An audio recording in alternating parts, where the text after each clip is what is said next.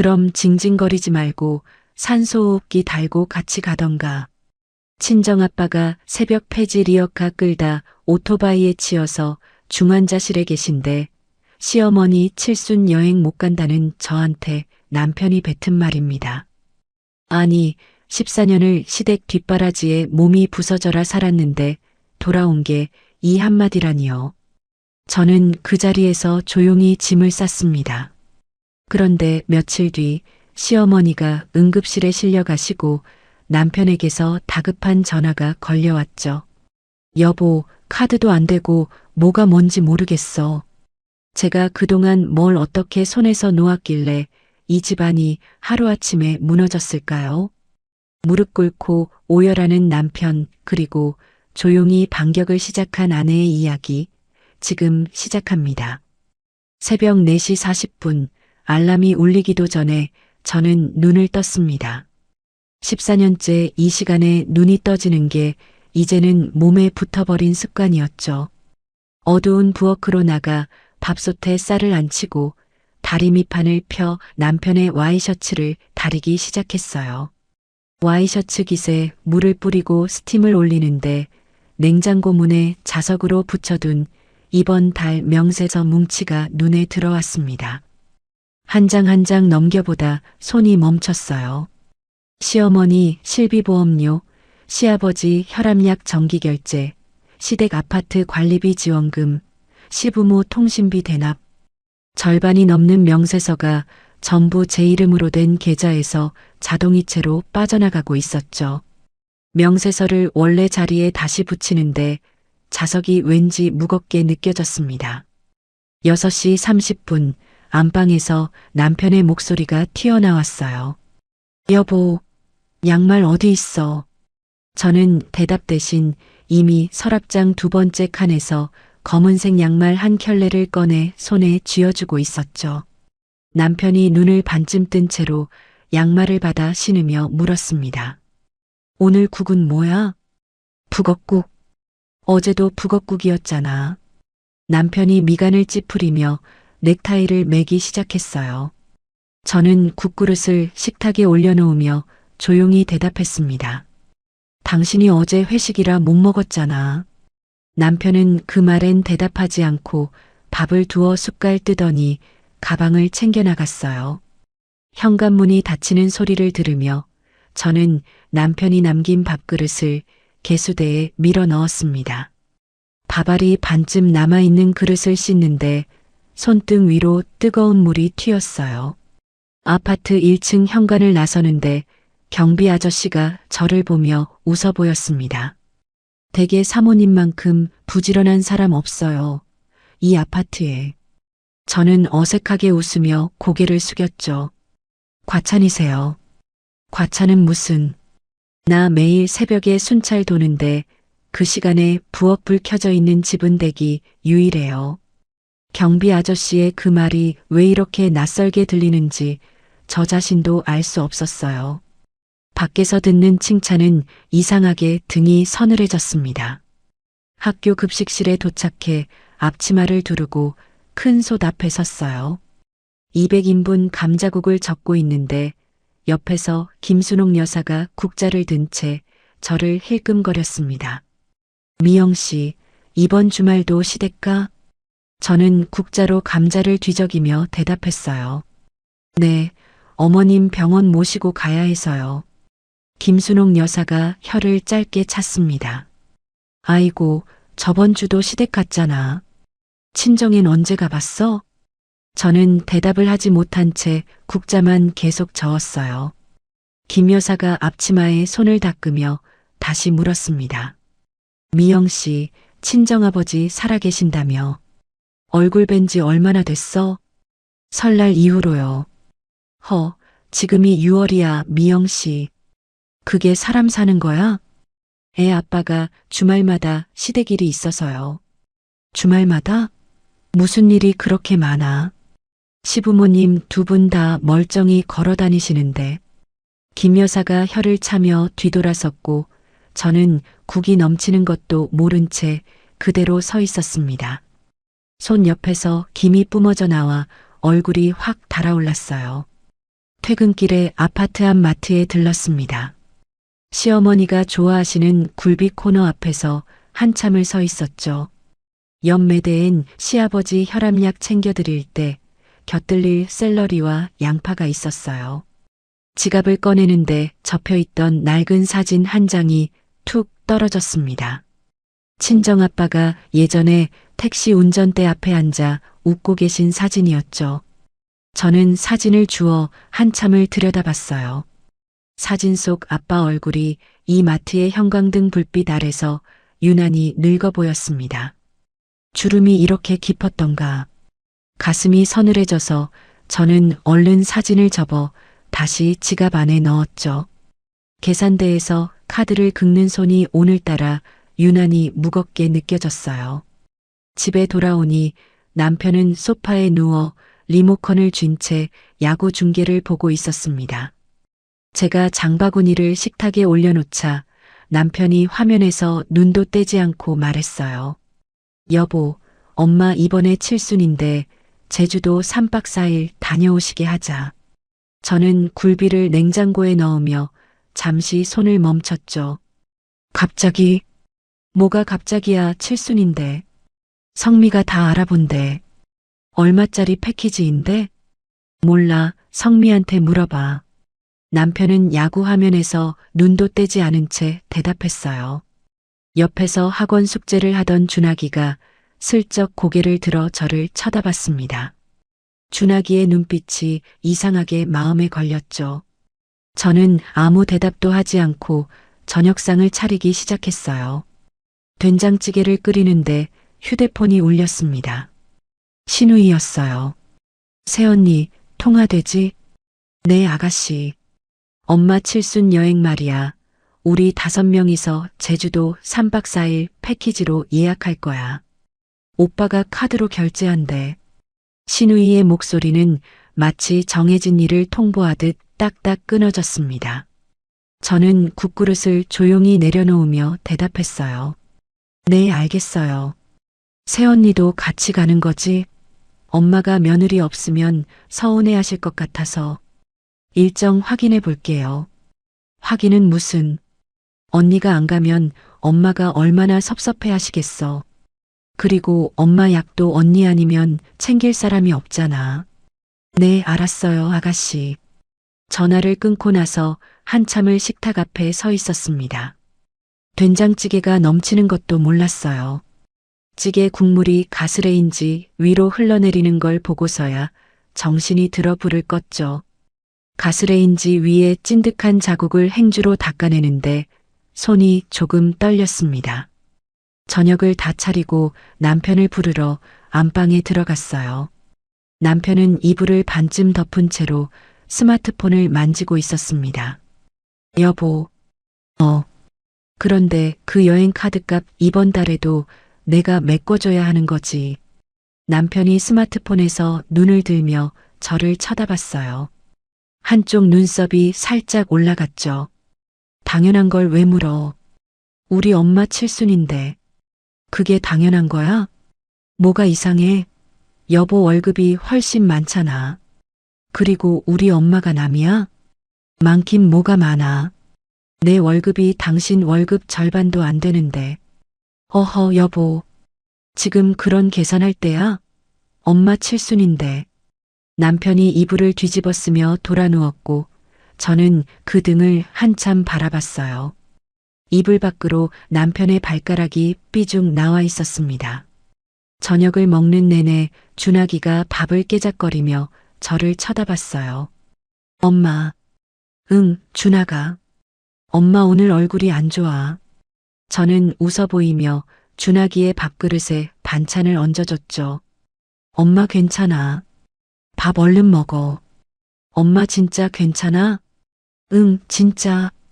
준하기는 더 묻지 않았지만 젓가락을 든 손이 조금 느려졌습니다. 밤 11시가 넘어 부엌 정리를 다 끝내고 잠자리에 누웠어요. 옆에서 남편의 코 고는 소리가 규칙적으로 들려왔죠. 저는 천장을 오래 바라보다 조심스럽게 입을 열었습니다. 여보. 자? 아니 왜? 저는 잠시 숨을 골랐어요. 우리 아빠도 올해 71살이시잖아. 나도 아빠한테 뭐라도 해드리고 싶은데. 남편이 뒤척이며 눈을 감은 채로 대답했습니다. 장인어른은 원래 그런 거 싫어하시잖아. 괜히 돈 쓰지 마. 그래도 여행 한 번 정도는. 여보, 됐어. 자자. 나 내일 아침 회의 있어. 당신은 어머님 여행은 그렇게 챙기면서. 뭐라고? 남편이 눈을 뜨며 몸을 돌렸어요. 당신 지금 뭐라 그랬어? 아니야, 자. 저는 더 이상 아무 말도 하지 못한 채 다시 천장을 바라봤습니다. 마트에서 지갑에서 떨어졌던 아빠 사진이 자꾸 눈앞에 떠올랐어요. 다음 날 저녁 초인종이 울렸습니다.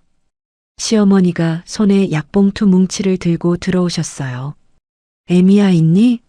네, 어머님. 들어오세요. 시어머니는 신발을 벗자마자 식탁으로 걸어와 약봉투를 툭 올려놓으셨죠. 이번 제주도 갈 때 내 당뇨약 좀 요일별로 챙겨줘. 너 없으면 뭐가 뭔지 몰라, 나는. 네, 어머님. 아침에 먹는 거 2알, 저녁에 먹는 거 3알. 헷갈리면 큰일 나.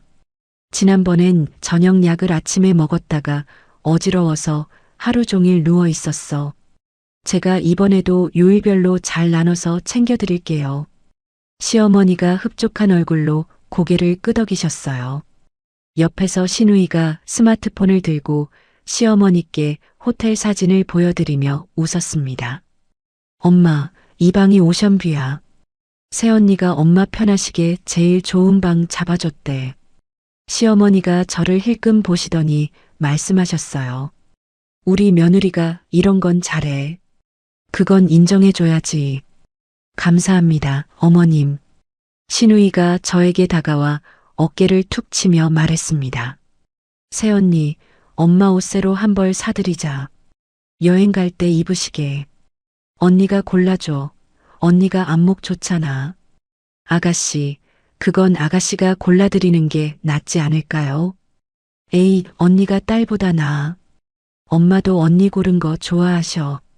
저도 이번 달에 좀 빠듯해서. 새언니, 뭐 얼마나 한다고.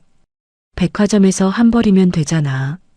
시어머니가 소파에 앉으며 손을 저으셨어요. 됐다, 애미야. 그건 네가 알아서 해. 두 사람이 30분쯤 앉았다 돌아가시고 저는 식탁을 정리했습니다. 약봉투에 요일 표시를 하나하나 매직으로 적어 넣는데 손끝이 조금씩 떨렸어요. 월요일 아침, 월요일 저녁, 화요일 아침, 화요일 저녁. 이걸 왜 딸이 아니라 며느리가 하고 있을까? 그 생각이 스쳤지만 저는 얼른 고개를 저으며 다음 봉투를 집어들었죠. 밤 12시가 넘어서야 겨우 부엌 정리를 끝냈습니다. 가계부를 펼치고 앉아 이번 달 지출을 정리하는데 휴대폰이 진동으로 울렸어요. 화면을 보니 막내 이모에게서 부재중 전화가 3통 와 있었습니다. 이 시간에 이모가 왜? 가슴이 덜컥 내려앉았어요. 문자도 한 통 와 있었죠. 떨리는 손으로 문자를 열자 짧은 8글자가 화면에 떠 있었습니다. 미영아, 큰일 났다, 아빠가. 가계부를 쥔 손이 그 자리에서 굳어버렸어요. 새벽 1시 20분, 저는 떨리는 손으로 막내 이모에게 전화를 걸었어요. 신호가 2번 울리기도 전에 이모가 전화를 받았죠. 미영아, 지금 어디야? 이모의 목소리가 젖어 있었습니다. 이모, 아빠 왜, 아빠 무슨 일이야? 내 아빠가 폐지 실은 리어카 끌고 새벽에 나갔다가 배달 오토바이에 치였어. 뭐라고? 지금 큰 병원 중환자실이야. 갈비뼈 3대 부러지고 폐에도 문제가 생겼대. 전화기를 쥔 손에서 힘이 풀려 하마터면 놓칠 뻔했어요. 식탁 모서리를 붙잡고 겨우 몸을 지탱했습니다. 이모, 나 지금 갈게. 지금 바로 갈게. 그래, 조심해서 와. 내 큰언니랑 작은언니는 벌써 와 있어. 전화를 끊고 저는 안방으로 뛰어들어갔어요. 남편의 어깨를 세게 흔들었습니다. 여보, 여보 일어나 봐. 남편이 눈을 반쯤 뜨며 얼굴을 찌푸렸어요. 뭐야, 몇 시야? 우리 아빠가 사고 났대. 지금 중환자실이래. 남편이 눈을 한번 감았다 다시 떴습니다. 누구? 우리 아빠. 폐지 리어카 끌다가 오토바이에 치이셨대. 아, 장인어른. 남편이 몸을 반쯤 일으키더니 벽시계를 힐끔 봤어요. 여보, 지금 새벽 1시야. 이 시간에 가봤자 면회도 안 돼. 여보, 우리 아빠 위독하시다잖아. 위독한 거랑 면회되는 거랑은 다른 얘기잖아. 아침에 얘기하자, 응? 남편은 그 말을 끝으로 이불을 끌어당기며 다시 돌아 누웠습니다. 저는 남편의 등을 한참 바라봤어요. 이 등을 14년간 매일 밤 봐왔는데 오늘따라 낯설게 느껴졌죠. 저는 옷장에서 아무 옷이나 꺼내 입고 조용히 현관을 나섰습니다. 택시 안에서 창밖을 보는데 새벽 도로가 이상하게 텅 비어 있었어요. 가로등만 노랗게 줄지어 서 있었죠. 병원 중환자실 앞 대기실에 도착하니 큰언니와 작은언니가 소파에 앉아 있었습니다. 두 사람 다 눈이 벌겋게 부어 있었어요. 큰언니가 저를 보자마자 자리에서 일어섰죠. 너 왜 이렇게 늦게 왔어? 우리는 2시간 전에 도착했어. 미안해, 언니. 제부는 안 왔니? 저는 아무 말도 하지 못하고 고개를 숙였습니다. 작은 언니가 큰 언니 팔을 살짝 잡아당겼어요. 언니, 지금 그 얘기할 때가 아니잖아. 큰 언니가 한숨을 길게 내쉬며 다시 앉았습니다. 미영아, 이리 앉아. 저는 언니 옆에 앉았어요. 앉자마자 다리에 힘이 풀려 무릎이 덜덜 떨렸죠. 아빠 어떠셔, 언니? 수술 들어가셨어. 갈비뼈 부러진 게 폐를 찔렀대. 폐를? 어떤 오토바이 배달 기사가 새벽에 시야가 어두워서 못 봤다더라. 리어카가 반사판도 없었대. 작은 언니가 손등으로 눈물을 훔쳤어요. 미영아, 아빠 왜 그 나이에 새벽 폐지를 주우러 다니셔? 우리가 다 용돈 드리는데. 저는 대답을 하지 못한 채 손만 만지작거렸습니다. 새벽 5시 수술실 문이 열리고 담당 의사가 나왔어요. 세 자매가 동시에 자리에서 벌떡 일어섰습니다. 의사가 마스크를 벗으며 우리 쪽으로 다가왔어요. 보호자 되시죠? 네, 딸들이에요. 아빠 어떠세요? 고령이시라 회복은 장담 못 드립니다. 다만 수술 자체는 잘 됐어요. 정말요? 네, 그런데 앞으로 최소 2달은 병원에 계셔야 해요. 폐 상태가 좋지 않아서 회복이 오래 걸립니다. 큰언니가 손으로 입을 막으며 눈물을 쏟았습니다. 작은언니는 저를 안았어요. 저는 언니 어깨에 얼굴을 묻고 소리 없이 눈물을 흘렸죠. 의사가 돌아간 뒤 우리 셋은 수술 동의서와 입원 서류에 이름을 나눠 적었습니다. 큰언니가 볼펜을 저에게 건네며 말했어요. 미영아, 여기 내 이름. 응.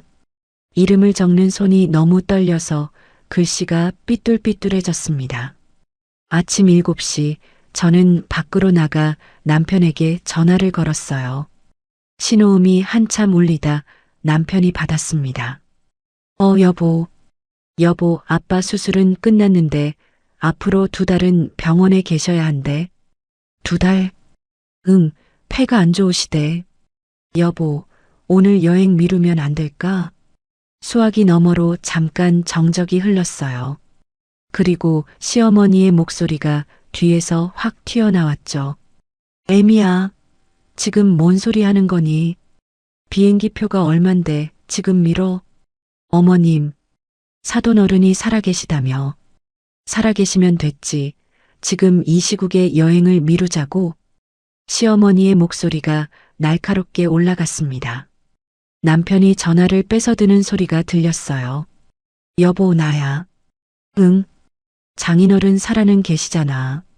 엄마 칠수는 한 번뿐이야. 저는 아무 말도 하지 못한 채 병원 창밖만 바라봤습니다. 해가 막 뜨고 있었어요. 언니들이 있으니까 좀 부탁해. 그리고 여보도 오후엔 공항으로 와. 여보, 지금 그 말이 나와? 뭐가 이상해? 언니들이 셋이나 있는데 여보 하나쯤 빠져도 되잖아. 애 아빠가 지금 나한테 그런 말을 해? 어허, 여보.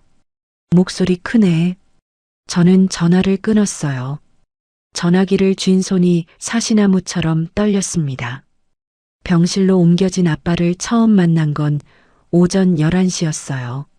아빠는 산소 마스크를 낀 채 침대에 누워 계셨습니다. 얼굴이 회색빛이었고 손등에 여러 개의 주사바늘이 꽂혀 있었죠. 저는 아빠 침대 옆에 무릎을 꿇고 앉았어요.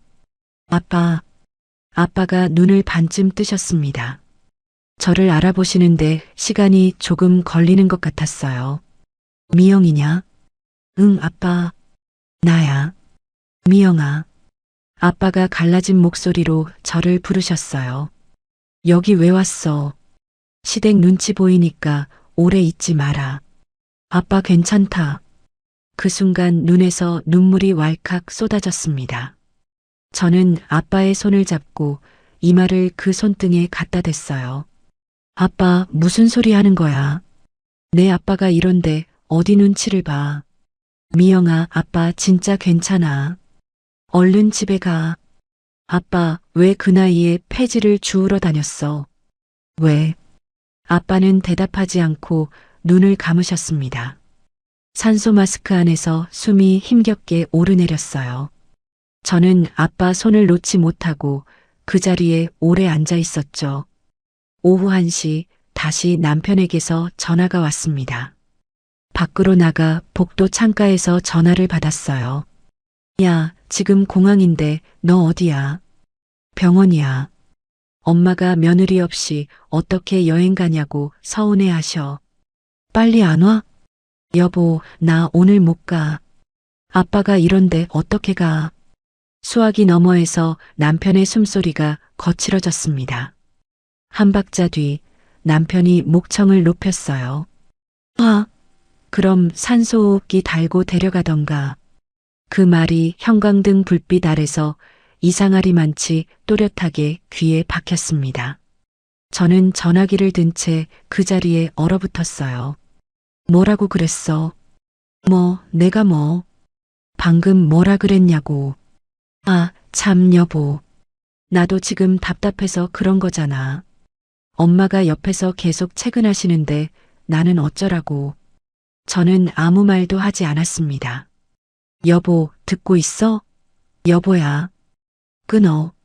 전화를 끊고 저는 복도 벽에 등을 기대고 미끄러지듯 주저앉았어요. 지나가던 간호사가 저를 힐끔 쳐다봤지만 무슨 말을 걸어야 할지 몰라 그냥 지나쳤습니다. 저는 무릎에 얼굴을 묻고 오래도록 그렇게 있었어요. 산소호흡기 달고 데려가라니. 그 말이 머릿속에서 계속 맴돌았죠. 14년 동안 제가 다린 와이셔츠 몇 벌이었지. 14년 동안 제가 지낸 시댁 제사가 몇 번이었지. 시어머니 백내장 수술비 300만 원, 제 적금 깨서 냈었지. 시아버지 혈압약 매달 제 통장에서 빠져나갔지. 이번 달 굴비가, 지난달 시댁 관리비, 그저께 시아버지 병원 진료비. 저는 대기 의자에 앉아 그 하나하나를 손가락으로 세기 시작했습니다. 세다가 손가락이 모자라서 다시 처음부터 세었어요. 셀 때마다 눈에서 눈물이 떨어졌지만 이상하게 서럽지가 않았습니다. 오히려 머릿속이 얼음처럼 차가워졌어요. 큰언니가 자판기 커피를 2잔 뽑아 저에게 왔죠. 미영아, 이거 마셔. 저는 커피를 받아들고 한 모금 마셨어요. 미지근한 커피가 목구멍을 타고 넘어갔습니다. 언니, 응, 나 아무래도 오늘 집에 못 갈 것 같아. 큰언니가 저를 가만히 보다가 손을 잡아줬어요. 미영아, 무슨 일 있어? 저는 대답 대신 고개를 저었습니다. 지금 이 얘기를 언니한테 하면 언니가 남편을 가만두지 않을 것 같았어요. 언니, 나 저녁까지만 여기 있다가 갈게. 그래. 아빠 옆에 좀 앉아 있다가 가. 저는 다시 아빠 병실로 돌아가 침대 옆에 앉았습니다. 아빠는 잠들어 계셨어요. 저는 아빠의 거칠어진 손을 잡고 한참을 그렇게 있었습니다. 이 손이 40년간 택시 운전대를 잡으면서 딸 셋을 키워낸 손이었어요. 이 손이 최근엔 폐지 리어카를 끌었던 손이었죠. 왜 이 손이 새벽에 리어카를 끌어야 했을까? 저는 아빠 손등에 이마를 갖다 대고 조용히 눈을 감았습니다. 산소호흡기 달고 데려가라던 그 한마디가 귓속에서 자꾸 되풀이됐어요. 이번엔 아까와는 다른 결로 들렸습니다. 처음엔 상처였는데 지금은 어떤 신호처럼 들렸어요. 이제 그만하라는 신호. 이제 그만 놓으라는 신호. 저는 아빠 손을 놓고 자리에서 천천히 일어섰습니다. 병실 문을 나서는데 다리가 이상하게 가벼웠어요. 14년 동안 짊어지고 다니던 무언가가 조금 헐거워진 느낌이었죠. 병원 로비를 지나 밖으로 나오니 6월의 저녁 바람이 얼굴에 훅 스쳤습니다. 병원을 나선 저는 곧장 택시를 잡아 우리 집으로 향했어요. 저녁 8시가 조금 넘은 시간이었죠. 현관 비밀번호를 누르고 들어서니 집안이 텅 비어 있었습니다. 준하기는 저녁 학원 시간이라 아직 안 왔고 남편은 이미 제주도에 있었어요. 저는 신발을 벗고 거실 한복판에 서서 천천히 집을 둘러봤습니다. 14년 동안 제 손으로 만든 이 집이었어요. 거실 커튼도, 소파 커버도, 식탁 위 도자기 그릇도 전부 제가 골랐죠. 그런데 오늘따라 이 집이 남의 집처럼 낯설게 느껴졌습니다. 한 발자국씩 걸으며 물건들을 하나하나 눈에 담았어요. 거실벽에 걸린 결혼사진, 소파 옆 남편의 골프 가방, 식탁 위 준하기, 학원 가방. 여기가 정말 내 집이 맞나? 저는 벽에 걸린 결혼사진 앞에 서서 한참을 봤습니다. 사진 속 남편이 저를 안고 웃고 있었어요. 그 웃음이 지금은 왠지 남의 얼굴처럼 낯설었죠. 저는 안방으로 들어가 옷장의 선반에서 여행 가방을 꺼냈습니다. 지퍼를 여는 소리가 조용한 집안에서 유난히 크게 울렸어요. 옷장에서 제 옷 5벌을 꺼냈습니다. 블라우스 2벌, 티셔츠 2벌, 얇은 카디건 1벌, 속옷 몇 개와 양말도 챙겼어요. 화장대 앞에 앉아 세면도구를 챙기는데 거울 속 제 얼굴이 눈에 들어왔습니다. 눈밑이 시커멓게 꺼져 있었어요. 머리도 아까 병원에서부터 헝클어진 채였죠. 저는 거울 속 제 얼굴을 오래 봤습니다. 이 얼굴로 14년을 살았구나. 거울에서 눈을 뗀 저는 왼손 약지에 낀 결혼 반지를 천천히 뺐어요. 반지가 손가락에서 빠지면서 살에 자국을 남겼습니다. 저는 반지를 손바닥 위에 올려놓고 한참을 봤어요. 이 반지 산 게 언제였더라? 결혼 5주년에 남편이 새로 해준 반지였습니다. 그때 남편이 여보, 나 앞으로 잘할게라며 손을 잡아줬던 게 기억났어요. 그 말이 어디로 갔을까? 저는 반지를 화장대 위 남편이 잘 보이는 자리에 가지런히 올려놓았습니다. 옆에 서 있는 남편의 시계 케이스와 나란히 놓이도록요. 부엌으로 걸어 나갔어요. 냉장고 앞에 서서 자석으로 붙여둔 명세서 뭉치를 한 장씩 뜯었습니다. 시어머니 실비보험료 청구서, 시아버지 혈압약 정기결제 안내, 시댁 아파트 관리비 자동이체 확인서, 시부모 통신비 대납 명세. 한 장 한 장 뜯을 때마다 손끝이 조금씩 가벼워졌어요. 이걸 다 뜯어 식탁 위에 가지런히 펼쳐놓았습니다. 명세서 위에 이번 달 카드 명세서까지 얹었어요. 그리고 안방 서랍 두 번째 칸으로 갔습니다. 남편이 절대 열어보지 않는 서랍이었어요. 공과금 납부용 통장과 도장이 들어있는 서랍이었죠. 통장 3권과 도장을 꺼내 식탁 위로 가져갔습니다. 명세서 옆에 나란히 놓았어요. 그리고 다이어리를 폈습니다. 시어머니 안과 병원 예약, 다음 주 수요일 오전 10시. 시아버지 심장내과 검진, 이번 달 25일 오후 2시. 준하기 영어학원 상담, 다음 주 목요일 저녁 7시. 준하기 수학학원 레벨 테스트, 다다음 주 토요일. 저는 다이어리를 그 페이지에 편 채로 식탁 위에 올려놓았어요. 명세서, 통장, 다이어리가 나란히 놓인 식탁을 바라봤습니다. 이게 14년간 제가 짊어져온 무게였어요. 이제야 그 무게가 눈에 보이는 형태로 식탁 위에 놓였죠. 저는 안방으로 다시 들어가 남편의 옷장을 열었습니다. 다림질된 와이셔츠 7벌이 옷걸이에 나란히 걸려 있었어요. 월요일 하늘색, 화요일 흰색, 수요일 연한 회색, 목요일 남색 스트라이프, 금요일 흰색, 주말용 캐주얼 2벌. 이 순서대로 남편이 매일 아침 꺼내 입었죠. 저는 와이셔츠 하나에 손을 뻗다가 그대로 멈췄어요. 이걸 하나만이라도 만지면 마음이 흔들릴 것 같았습니다. 저는 손을 거두고 옷장 문을 조용히 닫았어요. 준하기 방으로 갔습니다. 준하기는 아직 학원에서 돌아오지 않았어요. 책상 위에 수학 문제집이 펼쳐져 있었고 그 옆에 준하기가 아침에 먹다 남긴 초콜릿 봉지가 있었죠. 저는 준하기 침대에 걸터 앉아 방을 둘러봤습니다. 벽에 붙어 있는 아이돌 포스터, 책장에 꽂힌 만화책, 옷걸이에 걸린 교복. 이 아이를 두고 어떻게 가지? 가슴이 저릿하게 아팠어요.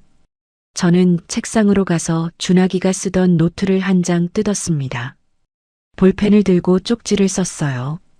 준하가, 엄마 며칠만 외할아버지 곁에 있을게. 밥은 꼭 챙겨 먹고 학원은 알아서 가. 엄마가 곧 전화할게. 사랑해. 쪽지를 접어 준하기 책상 위에 올려두고 그 위에 준하기가 좋아하는 초코바 하나를 얹었어요. 방을 나서기 전에 준하기 침대 옆에 서서 이불을 한번 매만졌습니다. 어릴 때 준하기가 이 이불을 덮고 자던 모습이 눈에 어른거렸어요. 저는 얼른 고개를 돌리고 방을 나섰습니다. 여행 가방을 끌고 현관으로 갔어요. 신발을 신는데 신발장 위에 놓인 은수저 세트가 눈에 들어왔습니다. 결혼식 날 시어머니가 우리 며느리 오래오래 우리 집 밥 먹으라고 주는 거야 라며 손에 쥐어주셨던 은수저였어요. 저는 그 은수저를 한참 바라봤죠. 만지지 않고 그대로 두고 문을 닫았습니다. 엘리베이터 안에서 여행 가방 손잡이를 꽉 잡고 서 있었어요. 거울에 비친 제 모습이 낯설었죠. 집을 이렇게 나오게 될 줄은 저도 몰랐습니다. 아파트 1층에서 나오는데 경비 아저씨가 저를 보고 놀란 얼굴을 했어요. 사모님, 이 시간에 어디 가세요? 친정에 좀 다녀올게요. 여행 가방까지 들고. 네, 며칠 있을 것 같아서요. 경비 아저씨가 무언가 더 물으려다 제 얼굴을 보고는 그만두셨습니다. 조심해서 다녀오세요. 감사합니다.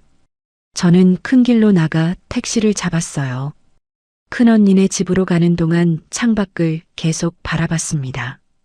어두운 도로 옆으로 상가 간판들이 지나갔어요. 밤 11시가 조금 넘어 큰언니 집 앞에 도착했습니다. 초인종을 누르니 큰언니가 잠옷 차림으로 문을 열어줬어요. 미영아, 이 시간에 왜? 큰언니가 제 손에 들린 여행 가방을 보더니 눈을 크게 떴습니다. 들어와. 큰언니는 아무것도 묻지 않았어요. 여행 가방을 받아들고 작은 방으로 저를 안내했습니다. 이불 새로 깔아줄게. 좀 앉아있어. 언니 미안해. 미안하긴 뭐가 미안해. 이리 앉아. 큰언니가 장롱에서 새 이불을 꺼내 침대에 깔아줬어요. 베개도 새 것으로 갖다 주셨습니다. 미영아, 뭐라도 좀 먹을래? 아니, 언니. 배 안 고파. 물이라도 마셔. 큰언니가 부엌에 다녀와 따뜻한 보리차를 한 잔 놓아주셨어요. 저는 보리차를 두 손으로 감싸쥐었습니다. 언니. 응. 제부한테 얘기 안 할 거지. 큰언니가 저를 가만히 바라봤어요. 미영아, 무슨 일 있었니? 나중에 얘기할게. 큰언니가 제 손을 잡아줬습니다. 그래, 나중에 하자. 오늘은 그냥 자. 큰언니가 방을 나가고 저는 침대에 걸터 앉았어요. 여행 가방에서 휴대폰을 꺼냈습니다. 화면을 켜니 남편에게서 카톡이 하나 와 있었어요. 저녁 8시에 온 메시지였죠. 엄마 잘 도착하셨어. 너는 언제 올 거야? 저는 그 메시지를 오래 바라봤습니다. 산소호흡기 달고 데려가라던 사람이 지금은 아무 일도 없었다는 듯 문자를 보냈어요. 저는 답장하지 않았습니다. 휴대폰을 무음으로 바꾸고 서랍 안에 넣었어요. 서랍을 닫는데 손이 조금 떨렸습니다. 침대에 누우니 낯선 천장이 눈에 들어왔어요. 큰언니 집 천장이 우리 집 천장보다 조금 더 높았습니다. 옆에서 남편의 코 고는 소리도 없었어요. 새벽 2시가 넘어가는데 이상하게 잠이 안 왔죠. 몸은 이렇게 피곤한데 눈이 감기지 않았습니다. 창밖으로 새벽 첫 차의 불빛이 지나갔어요. 버스의 노란 불빛이 방 안벽을 한번 훑고 지나갔죠. 저는 그 불빛을 눈으로 따라갔습니다. 준하기는 지금쯤 뭐하고 있을까? 쪽지는 봤을까? 밥은 먹었을까? 그 생각을 하다가 갑자기 눈물이 툭 떨어졌어요. 저는 이불 끝을 붙잡고 얼굴을 묻었습니다. 소리 내지 않으려고 이를 악물었어요. 한참을 그렇게 있다가 겨우 진정하고 다시 천장을 바라봤죠. 산소호흡기 달고 데려가라던 그 목소리가 다시 귀에 들리는 것 같았습니다. 그 말을 처음 들었을 때는 심장이 얼음이 되는 것 같았어요. 지금 다시 들으니 이상하게 담담했죠. 그 말이 저를 오히려 여기까지 오게 했다는 생각이 스쳤습니다. 만약 남편이 그 말을 하지 않았다면 저는 지금도 우리 집 부엌에서 시어머니 약봉투에 요일 표시를 하고 있었을 거예요. 새벽 3시가 넘어가는 시간에 저는 처음으로 눈을 감았습니다. 14년 만에 처음으로 아무 걱정 없이 감는 눈이었어요. 내일 새벽에 남편 와이셔츠를 다릴 필요가 없었고, 내일 아침에 시어머니 병원에 모시고 갈 일정도 없었고, 내일 저녁에 시댁 반찬을 만들어 갈 필요도 없었습니다. 그저 저를 위해 감는 눈이었어요. 아침 7시 저는 오랜만에 알람 없이 눈을 떴어요. 창밖으로 이미 해가 훤히 들어오고 있었죠. 큰언니가 부엌에서 무언가 만드는 소리가 들렸습니다. 저는 몸을 일으켜 옷을 갈아입고 방을 나섰어요. 언니 나왔어. 미영아, 세수하고 와. 죽 끓여놨어. 식탁 위에 전복죽이 담긴 도시락 통이 2개 놓여 있었습니다. 큰언니가 앞치마에 손을 닦으며 저를 봤어요. 이거 아빠 병실 가져가. 너도 한 통 챙기고. 언니 고마워. 고맙긴 뭐가 고마워. 얼른 밥이나 먹어. 저는 도시락통을 챙겨 병원으로 향했습니다. 아빠는 어제보다 조금 나아 보이셨어요. 산소 마스크는 여전히 끼고 계셨지만 눈을 뜨고 계셨죠. 아빠 나왔어. 미영이 왔냐? 저는 침대 옆 의자에 앉아 도시락통을 열었습니다. 죽을 한 숟갈 떠서 아빠 입에 가져다 댔어요. 아빠, 한 숟갈만 드셔. 아빠가 힘겹게 죽을 삼키셨습니다. 두어 숟갈 드시고는 고개를 저으셨어요. 됐다, 미영아. 아빠 배부르다. 조금만 더 드셔. 미영아. 응, 아빠. 너 지금 얼굴이 왜 그래?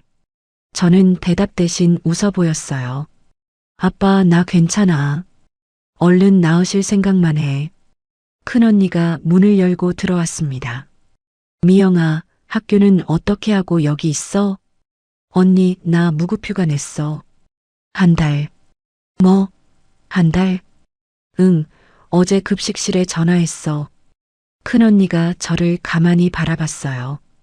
미영아, 너 진짜 무슨 일 있는 거지? 저는 죽그릇을 내려놓고 큰언니를 마주봤습니다. 언니, 나 나중에 얘기할게. 지금은 아빠 먼저. 큰언니가 한숨을 내쉬며 아빠 침대 반대편에 앉으셨어요. 한편 그 시각 제주도 서귀포의 어느 리조트에서 남편은 조식 뷔페 접시에 훈제 연어를 담고 있었습니다. 시어머니가 옆자리에 앉아 커피잔을 내려놓으며 젓가락을 탁 내려놓으셨어요. 성보가, 응, 엄마. 애미가 며느리 노릇을 이렇게 안 할 줄은 몰랐다. 엄마, 그러니까 말이야.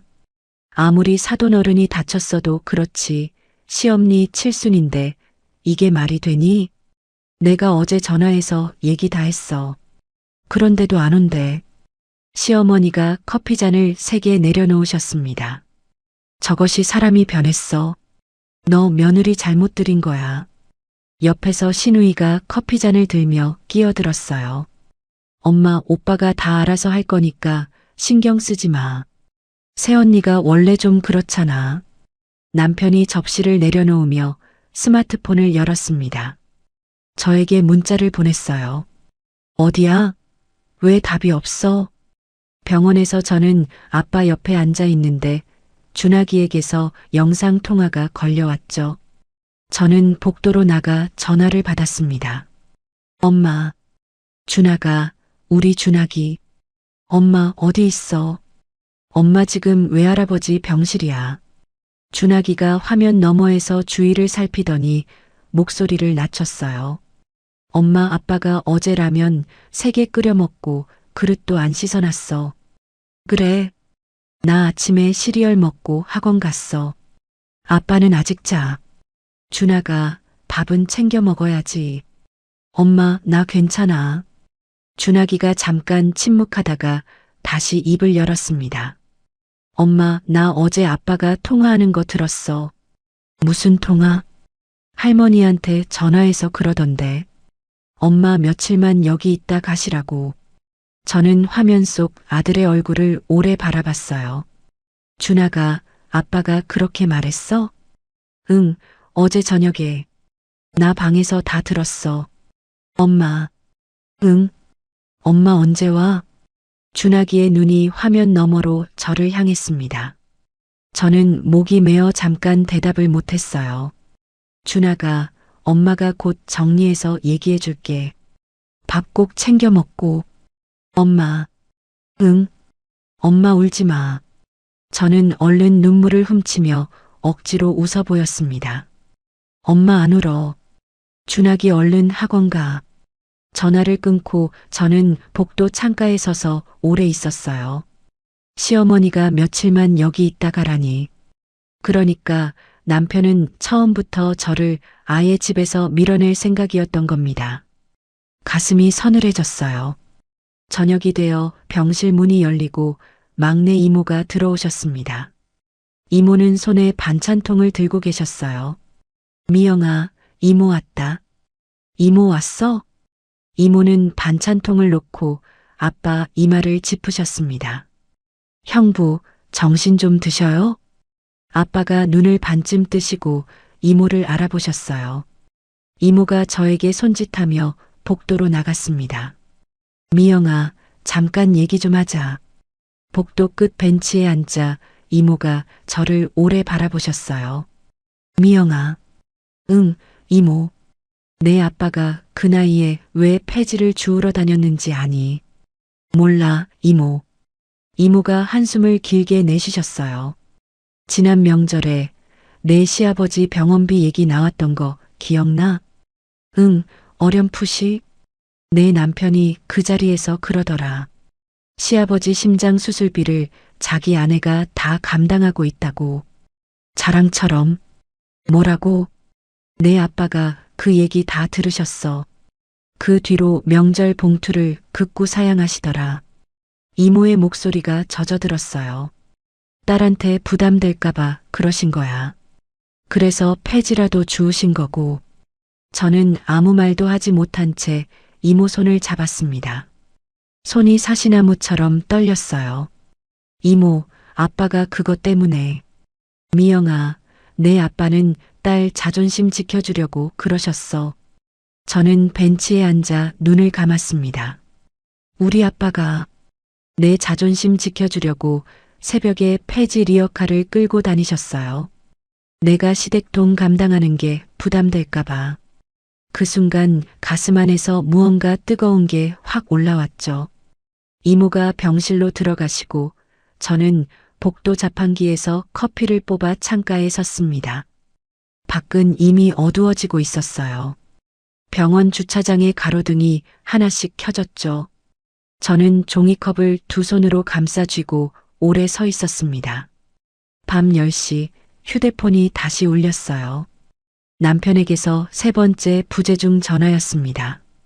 이어서 시어머니에게서도 문자가 왔죠. 애미야, 아무리 친정이 급해도 시엄니 칠순인데 이건 아니지 않니? 성복이 얼굴이 말이 아니다. 저는 그 문자를 읽고 화면을 껐어요. 두 사람의 연락을 다 무시하고 저는 은행 앱을 열었습니다. 자동이체 목록을 눌렀어요. 첫 번째, 시어머니 실비보험료. 매달 12만 8천 원. 저는 해지 버튼을 눌렀습니다. 확인 창이 떴어요. 정말 해지하시겠습니까? 저는 예를 눌렀죠. 두 번째, 시아버지 혈압약 정기 결제. 매달 7만 6천 원. 해지. 세 번째, 시댁 아파트 관리비 지원금. 매달 20만 원. 해지. 네 번째, 시부모 통신비 대납. 두 분 합쳐서 매달 8만 4천 원. 해지. 다섯 번째, 시아버지 실손보험료. 매달 15만 3천 원. 해지. 해지 버튼을 누를 때마다 손이 조금씩 가벼워지는 게 느껴졌어요. 여섯 번째, 시어머니 미용실 정기 회원권. 매달 6만 원. 해지. 일곱 번째, 시댁 정수기 렌탈비. 매달 3만 5천 원. 해지. 여덟 번째, 시아버지 홍삼 정기 배송. 매달 12만 원. 해지. 목록을 하나씩 지워가면서 저는 처음으로 계산을 해봤습니다. 이걸 다 합치니 매달 85만 원이 넘었어요. 14년 동안이었으니 대충 1억 4천만 원이 넘는 돈이었죠. 이 돈이 다 어디로 갔지? 이 돈으로 아빠한테 뭘 못해드렸을까? 이 돈으로 준하기 유학이라도 시켰을 수 있었을 텐데. 저는 마지막 자동이체까지 해지한 뒤 목록 화면을 캡처했습니다. 그리고 그 캡처 이미지를 남편에게 전송했어요. 이미지 밑에 딱 한 줄만 적었습니다. 여보, 앞으로는 당신이 알아서 해. 전송 버튼을 눌렀어요. 메시지가 1표시와 함께 보내졌습니다. 저는 잠시 그 화면을 바라봤죠. 이 한 줄이 14년 결혼 생활에 첫 번째 균열을 낸 문장이라는 걸 그때는 몰랐어요. 아니, 어쩌면 알고 있었을지도 모릅니다. 저는 휴대폰을 껐어요. 병실로 다시 돌아가 아빠 옆에 앉았죠. 아빠는 잠들어 계셨습니다. 저는 아빠 손을 잡고 조용히 속삭였어요. 아빠 미안해. 이제 나 아빠한테 잘할게. 아빠는 여전히 잠들어 계셨지만 손가락이 저를 쥐어주는 것 같은 느낌이 들었습니다. 밤이 깊었어요. 병원 복도의 형광등이 창밖 어둠에 반사되고 있었죠. 저는 아빠 침대 옆간이 의자에 몸을 기댔습니다. 오늘 밤은 여기서 자기로 마음먹었어요. 의자가 딱딱했지만 이상하게 마음이 편했죠. 가방 안에서 진동으로 바꿔둔 휴대폰이 몇 번 부르르 떨렸습니다. 저는 가방을 열어보지도 않았어요. 다음 날 아침 8시 제주도 리조트 방에서 시어머니의 휴대폰이 요란하게 울렸어요. 시어머니는 눈을 반쯤 뜨신 채로 손을 뻗어 휴대폰을 집으셨습니다. 화면에는 실비보험사 이름이 떠 있었죠. 여보세요. 박옥자 고객님 되시죠? 이번 달 보험료 자동이체 처리가 되지 않아서 안내드립니다. 뭐라고요? 고객님 명의 실비보험료가 미납 처리되었습니다. 지정하신 계좌에 잔액이 없거나 계좌가 해지된 것으로 보입니다. 시어머니가 이불을 걷어차며 벌떡 일어나 앉으셨어요. 그럴 리가 없어. 매달 나가는 돈인데 왜 안 나가? 고객님, 다시 한번 확인해 보시고 오늘 중으로 납부 안 하시면 다음 달 보장 서비스에 문제가 생길 수 있습니다. 전화를 끊자마자 시어머니의 휴대폰이 다시 울렸습니다. 이번엔 단골 약국이었어요. 어머님, 이번 달 혈압약 정기 결제가 처리가 안 됐어요. 카드 정보가 유효하지 않다고 뜨네요. 아니, 뭐가 어떻게 됐다는 거예요? 저희 쪽에서는 카드사에서 승인이 안 나서요. 오늘 오후에 약 찾으러 오실 때 다른 카드 가지고 오세요. 시어머니가 전화기를 든 채 옆방 문을 벌컥 열었습니다. 남편은 아직 자고 있었어요. 성보가 일어나 봐. 남편이 눈을 반쯤 뜨며 몸을 일으켰죠. 엄마, 왜 무슨 일이야? 성보가, 이게 어떻게 된 일이니? 애미가 우리 약값을 다 끊어버렸다는 게 말이 되니? 뭐라고? 시어머니가 남편에게 휴대폰을 내미셨습니다. 방금 보험사에서 전화 왔어. 약국에서도 카드가 유효하지 않대. 남편이 그제서야 정신이 확 든 얼굴로 자기 휴대폰을 찾아 열었어요. 어젯밤 자기가 무시하고 지나쳤던 제 메시지가 화면에 그대로 떠 있었습니다. 캡처 목록 아래 여보, 앞으로는 당신이 알아서 해라는 한 줄이 조용히 놓여 있었죠. 남편의 얼굴이 하얗게 질렸어요. 엄마, 잠깐만. 남편은 저에게 곧장 전화를 걸었지만 저는 받지 않았습니다. 3번, 4번, 5번 신호가 갔지만 저는 받지 않았어요. 시어머니가 침대 위에 앉아 눈을 감으셨죠. 성보가, 이게 다 얼마짜리인 줄 아니? 매달 이거저거 다 합치면 어마어마해. 엄마, 잠깐 진정해. 내가 뭘 진정해? 며느리가 시어머니 약값을 끊는 게 정상이야? 시어머니의 목소리가 방 안에 쨍쨍 울렸어요. 옆방에서 자던 시누이가 문을 열고 들어왔습니다. 엄마, 뭐 때문에 소리 질러? 성미야, 내 올케가 우리 약값을 다 끊어버렸어. 뭐? 시누이가 눈을 크게 뜨며 남편을 봤어요. 오빠, 이게 무슨 소리야? 나도 몰라. 어제 문자로 왔는데.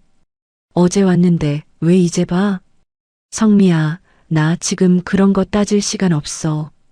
그 시각 저는 큰언니 집 식탁에 앉아 노트를 펼치고 있었어요. 볼펜을 들고 그동안 정리하지 못했던 우리 집 재정 상황을 항목별로 적어 내려갔습니다. 남편 월급 얼마, 제 월급 얼마, 지난 14년간 시댁으로 나간 돈 총합. 숫자를 다 계산해 보니 저 자신도 놀랐어요. 지난 14년 동안 시댁으로 흘러간 돈만 대략 1억 6천만 원이었죠. 여기에 시어머니 백내장 수술비 300만 원과 시아버지 심장 수술 때 병원비 500만 원이 별도로 들어갔고요.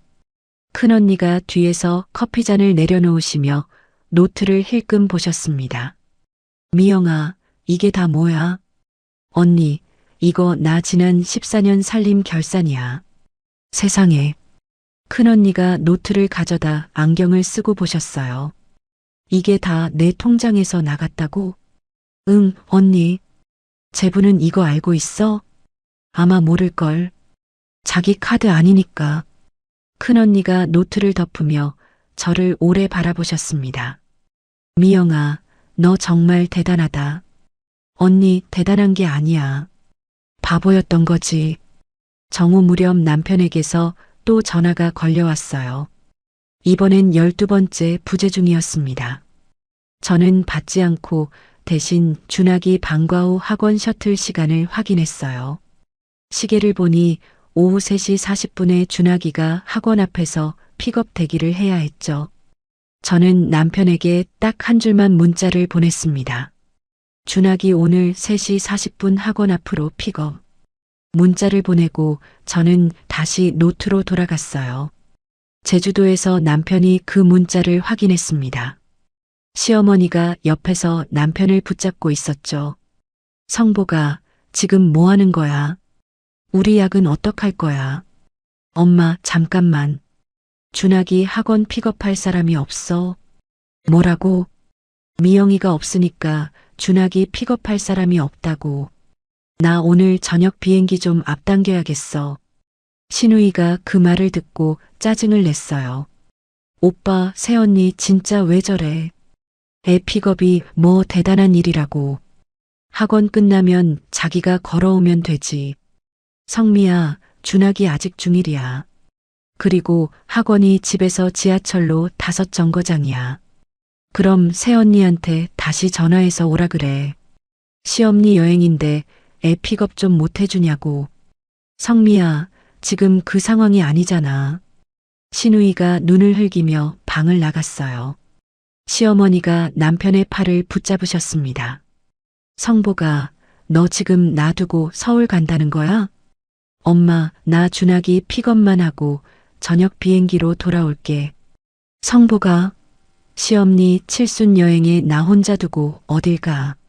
엄마, 성미랑 아버지도 있잖아. 시어머니의 눈에 눈물이 그렁그렁 맺혔어요. 성보가, 이게 다 며느리 잘못 들여서 그런 거야. 내가 뭘 했어. 그때 반대했잖니. 남편은 대답 대신 짐을 챙기기 시작했습니다. 오후 3시 반, 남편은 결국 여행 마지막 일정을 뒤로하고 혼자 김포행 비행기에 올랐어요.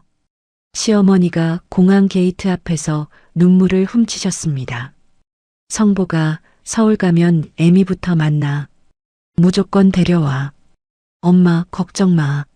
내 약도 좀 챙겨오고. 어느 서랍에 있는지 알지? 남편이 잠깐 멈칫했어요. 어느 서랍이라고?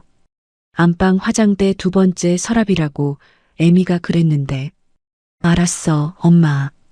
남편은 대답은 그렇게 했지만 안방 화장대 서랍이 어디에 있는지도 정확히 몰랐습니다. 김포공항에 도착했을 때는 이미 준학이 학원이 끝난 지 1시간이 지난 후였어요. 남편이 학원 앞에 도착했을 때 학원 원장이 그를 붙잡았습니다. 아버님, 이제 오시면 어떡해요? 준학이는요? 준학이 혼자 지하철 타고 집에 갔어요. 저희도 계속 기다렸는데요. 혼자 갔다고요? 네, 저희가 아버님한테 2번 전화드렸는데 안 받으시더라고요. 남편이 휴대폰을 꺼내보니 학원에서 걸려온 부재중 전화가 2통 찍혀 있었어요. 비행기 안에서 못 받은 전화였죠. 저녁 8시 남편이 집에 도착했습니다.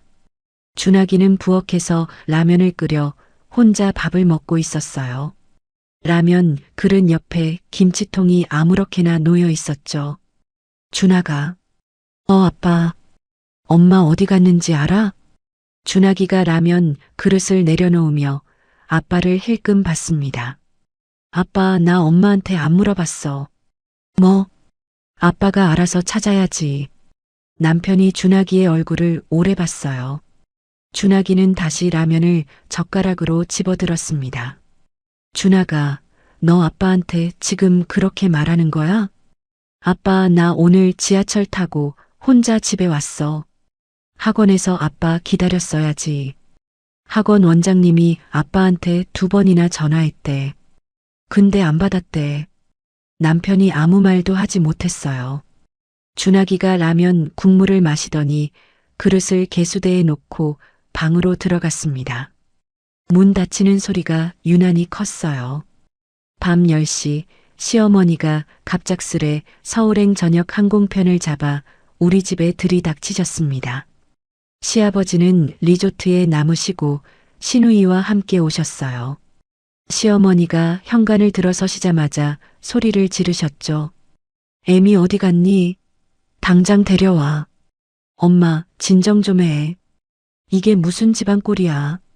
며느리가 시엄니 여행 중에 나가서 안 들어와? 시누이도 옆에서 팔짱을 끼고 눈살을 찌푸렸어요. 오빠, 새언니 어디로 갔대? 몰라. 큰처형네 갔을 것 같은데. 큰처형네 전화해봐. 지금. 시어머니가 소파에 앉아 이마를 짚으셨습니다. 성보가 내 당뇨약 좀 갖다 줘. 저녁 약 먹을 시간이야. 남편이 안방으로 들어갔어요. 화장대를 열어보려고 하는데 어느 서랍인지 감이 잡히지 않았습니다. 첫 번째 서랍을 열어보니 제 화장품이 있었어요. 두 번째 서랍은 잠겨 있는 것 같았죠. 세 번째 서랍을 열어보니 준학이 어릴 때 사진들이 나왔습니다. 남편이 서랍을 뒤지느라 안방이 엉망이 되었어요. 거실에서 시어머니가 소리치셨습니다. 성보가, 뭐 하는 거야?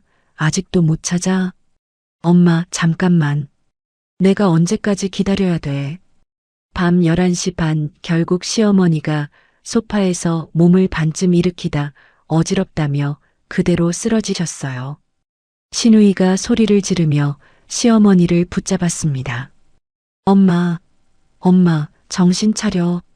성미야, 119 좀 불러. 남편이 허둥지둥 전화기를 찾아 119를 부르며 동시에 제 번호로 전화를 걸었어요. 전화기를 든 남편의 손이 심하게 떨렸습니다. 큰언니 집 작은 방 창가에서 저는 뜨거운 보리차 한 잔을 앞에 두고 앉아 있었어요. 휴대폰 화면에 남편의 이름이 뜨고 있었죠. 벨소리가 조용한 방 안에 울렸습니다. 한 번, 두 번, 세 번. 저는 그 벨소리를 조용히 바라봤어요. 벨이 6번 울리도록 저는 화면만 바라봤어요. 7번째 벨이 울릴 때 통화 버튼을 눌렀습니다. 여보세요. 수화기 너머에서 남편의 숨소리가 거칠게 들렸어요. 여보, 어디야? 말해. 엄마가 쓰러지셨어. 지금 119 불러놨어. 그래서, 근데 나 지금 카드도 안 되고 뭐가 뭔지 하나도 모르겠어. 실비보험 그거 어떻게 해? 저는 보리차 잔을 천천히 내려놓으며 담담하게 대답했습니다. 그래서 지금 나한테 왜 전화했어? 수화기 너머로 남편이 잠시 말을 잃었어요. 숨 쉬는 소리만 몇 초간 들려왔죠. 여보, 미안해. 내가 다 잘못했어. 뭐가 잘못이야? 내가 어제 그런 말 한 거 진심 아니었어. 진짜 홧김에 그런 거야. 산소호흡기 달고 데려가라던 그 말. 여보, 진심 아니었다고? 저는 잠시 눈을 감았어요. 진심 아닌 사람이 그런 말이 어떻게 입에서 나와. 여보, 지금 그거 따질 때가 아니잖아. 엄마가 쓰러지셨어. 당신 어머님이잖아. 당신이 알아봐. 실비는 어떻게 청구해. 이번 달 미납이야. 청구 안 돼. 전화를 끊었어요. 전화기가 침대 위로 툭 떨어졌습니다. 큰언니가 방문을 조심스레 여시더니 저를 봤죠. 미영아, 무슨 전화야? 시어머님이 쓰러지셨대. 뭐? 제부한테 응급실 알아보라 그랬어. 큰언니가 저를 오래 바라보시다 침대에 앉으셨어요. 미영아, 너 괜찮아? 응, 언니. 괜찮다는 얼굴이 아닌데. 저는 웃어 보이려 했지만 입가만 조금 움직였습니다. 큰언니가 제 손을 잡아주셨어요. 그날 밤 남편은 결국 시어머니를 근처 응급실로 모시고 갔습니다. 접수처에서 실비보험을 청구하려 하는데 접수 직원이 컴퓨터를 확인하더니 고개를 저었어요. 어머님, 보험 이번 달 미납으로 뜨네요. 이 상태로는 청구가 어려워요. 뭐라고요? 오늘 병원비는 일단 카드로 결제하시고 다음 달에 정상 납부되면 소급 청구 알아보세요. 남편이 카드를 내밀었지만 승인이 되지 않았어요. 한도가 초과되었기 때문이었죠. 남편은 이 카드 저 카드를 다 꺼내봤지만 다 한도가 아슬아슬했습니다. 옆에서 신우이가 짜증을 냈어요. 오빠 뭐 하는 거야? 빨리 결제해. 성미야, 내 카드가 지금 다 한도 초과야. 뭐? 오빠 월급 얼만데 한도 초과야. 이번 달에 여행비 카드로 다 긁었잖아. 그리고 매달 여기저기 나가는 게 있어서. 신우이가 그제서야 눈살을 찌푸렸습니다. 오빠, 새언니 통장에서 나가던 거 아니었어? 맞아. 그럼 이제부터는 오빠가 다 내야 되는 거잖아. 남편이 대답을 못한 채 접수처 앞에 서 있었어요. 신우이가 결국 자기 카드를 꺼내 결제했습니다. 다음 날 오전 신우이가 우리 집에 다시 들이닥쳤어요. 시어머니는 밤새 응급실에서 처치를 받고 새벽에 퇴원하셨죠. 과로와 스트레스로 어지럼증이 왔다는 진단이었습니다. 신우이가 현관을 들어서자마자 남편에게 소리쳤어요. 오빠, 새언니한테 빨리 무릎 꿇고 빌어. 안 그러면 우리 다 죽어. 성미야, 목소리 낮춰. 낮추긴 뭘 낮춰. 어제 응급실비가 얼만 줄 알아? 내 카드로 결제했어. 얼만데? 120만 원이야. 오빠, 이거 내가 왜 내야 돼? 신우이가 팔짱을 끼고 남편을 노려봤습니다. 시어머니가 소파에 누워 힘없이 눈을 뜨셨어요. 성미야, 그만해라. 엄마, 나 지금 화 안 낼 수가 없어. 새언니가 이렇게 나오는데 오빠는 뭐 하고 있어? 성보가, 애미한테 다시 전화해봐. 엄마, 어제부터 계속 전화했어. 안 받아. 그럼 큰 처형 집으로 찾아가. 남편이 그 말을 듣고 소파에 앉아 얼굴을 손에 묻었어요. 엄마, 나 지금 정신이 하나도 없어. 병원에서 저는 아빠 옆에 앉아 죽을 떠먹여드리고 있었어요. 큰언니가 도시락통을 정리하시며 저를 힐끔거리셨죠. 미영아, 어젯밤에 잠은 잤어? 조금. 안색이 안 좋아. 저는 죽그릇을 내려놓고 큰언니를 마주봤습니다. 언니, 응, 나 이혼할까봐. 큰언니의 손이 그 자리에서 멈췄어요. 수건을 든 채로 저를 오래 바라보셨습니다. 미영아, 응, 진심이야? 진심. 큰언니가 수건을 내려놓고 저에게 다가와 손을 잡으셨어요. 너 정말 괜찮겠어? 준하기는. 준하기도 어제 나한테 말했어. 아빠랑 살기 싫대. 그래. 응, 자기가 먼저 그러더라. 큰언니가 제 손을 두 손으로 감싸주셨습니다. 미영아, 네가 결정한 거면 언니도 도울게. 언니 고마워. 고맙긴 뭐가 고마워. 진작에 얘기했으면 언니가 더 도와줬을 텐데. 아빠가 침대에서 눈을 반쯤 뜨고 저를 부르셨어요. 미영아. 응, 아빠. 너희 지금 무슨 얘기하니? 저는 아빠 손을 잡으며 웃어 보였습니다. 아빠, 아무것도 아니야. 미영아, 아빠가 다 들었어. 아빠 걱정 말고 네가 하고 싶은 대로 해라. 아빠의 목소리가 갈라져 있었지만 눈빛만은 또렷하셨어요. 저는 아빠 손등에 얼굴을 갖다 댔습니다. 그날 오후 큰언니가 인터넷에서 무료 법률 상담 정보를 찾아주셨어요. 지역법률구조공단에 전화를 걸었죠. 접수 담당자가 사흘 뒤에 상담이 가능하다고 안내했습니다. 저는 큰언니에게 부탁해 카드 명세서와 통장 내역을 미리 정리하기 시작했어요. 지난 5년치 명세서를 프린트하고 각 항목에 형광펜으로 표시했습니다. 시댁 단독 지원 항목은 노란색, 가족 공동 지출은 파란색, 준하기 관련 지출은 초록색. 프린트가 다 되니 A4 용지가 60장이 넘었어요. 큰언니가 옆에서 보시며 혀를 차셨습니다. 미영아, 이걸 다 네가 감당했다는 게 믿어지지가 않네. 언니, 나도 이렇게 정리해보고 처음 알았어. 사흘 뒤 저는 상담 자리에 앉았어요. 담당 변호사가 명세서를 넘겨보며 안경을 고쳐 쓰셨습니다. 부부 공동생활비 범위를 넘어선 시댁 단독 지원은 재산 분할에서 기여도 산정에 반영될 수 있어요. 그게 어떤 뜻인가요? 쉽게 말씀드리면요. 아내분이 시댁에 매달 들여온 돈이 부부의 공동생활에 쓴 게 아니라 시부모님만을 위해 쓴 거라면 이혼할 때 그만큼을 아내분 몫으로 인정받을 수 있다는 뜻이에요. 그렇군요. 아드님 양육권도 지금 상황이면 아내분이 유리해요. 아이 나이도 만 12이 넘었고 아이 본인 의사도 중요하게 반영되거든요. 저는 상담 노트에 하나하나 받아 적었어요. 변호사가 저를 잠시 바라보시더니 말씀하셨습니다. 저기 미영 씨. 네. 이런 거 정리하기 힘드셨을 텐데 잘하셨어요. 감사합니다.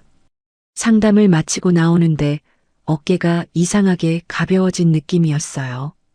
밖은 이미 저녁이 되고 있었죠.